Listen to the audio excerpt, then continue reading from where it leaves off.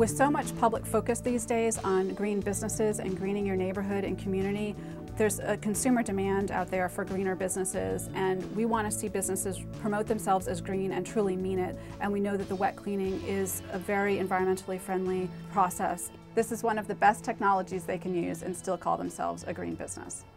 There's been a lot of improvements to the wet cleaning technology over the last 10 years. We've seen improvements to the actual machines. They have improved systems so that the detergent is added with soft water. It works with the water as a solvent essentially, and the drum rotates the clothes in a very gentle manner, simulating hand washing. The dryer, that works more like an evaporator, and so it doesn't blast huge amounts of hot air. They really use a lower temperature in the dryer with the more modern equipment. There are many other alternatives out there, other hydrocarbon and solvent-based systems that cleaners are using. There are unknowns about those alternative materials out there. The toxicology has not been completed on all of them, and so to avoid issues coming up in the future with those alternatives, we feel it's just a much better move to go straight to the wet cleaning, which we know is going to be more benign and is not going to create these health and environmental issues down the road. In October of 2007, we invited all 570 cleaners across the state of Massachusetts to come to a demonstration event hosted here in Lowell. I was looking for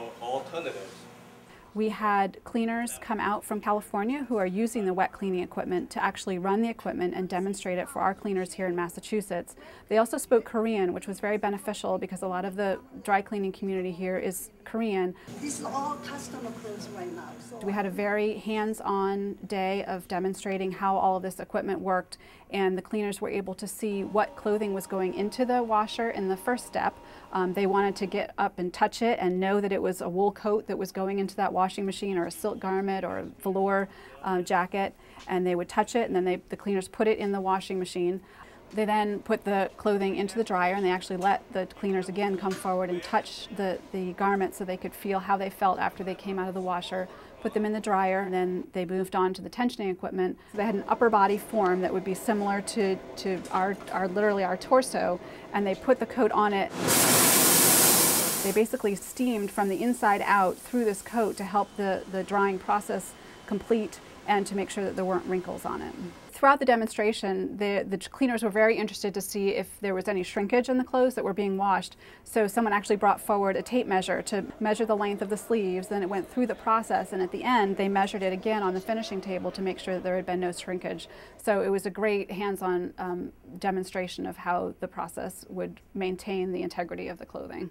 It's a big investment for these people to make a changeover to wet cleaning, so they were very intrigued to go home, think about it, read the materials that we'd given them at the demonstration day, and maybe look at their books and think about an investment like this, and then come back and they really wanted to see it again so they could go through the process again and really get a hands-on grasp of the new technology out there. So when a facility is trying to make a decision between getting a new PERC machine or getting a wet cleaning system, they need to consider the other costs that go along with having that PERC equipment and realize that there's many more savings that come along with the wet cleaning. As a general ballpark figure, a new PERC machine would cost between $40,000 and $50,000.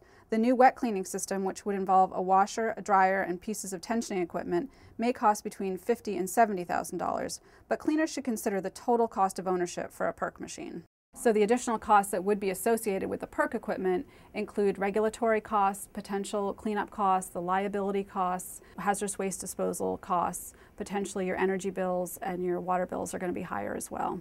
The issue of converting cleaners over to wet cleaning is important because it will help these small businesses across Massachusetts and hopefully further across the nation to get away from a chemical that can be really harmful to people's health and harmful to the environment. So if we want to keep moving forward with becoming a greener society and looking out for workers' health and other contamination issues, it just makes sense to move towards wet cleaning.